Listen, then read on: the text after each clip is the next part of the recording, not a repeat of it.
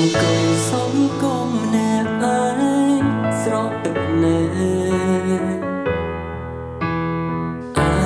រម្មណ៍អល់អាយគិតមិនត្រូវកំហុសដែលរូបបងសាងសំណាងដែលអូនត្រូវទៅតែពេលនេះសូមបើអភ័យបងអារម្មណ៍រវើរវី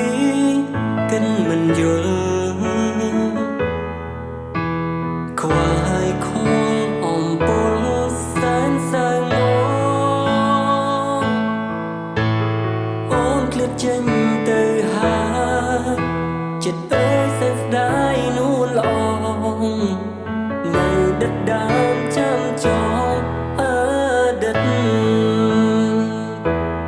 បងមានតែស្រ័យយំបងមានតែយំផ្ដាំមេទោះថ្ងៃនេះឬស្អែកបងនៅ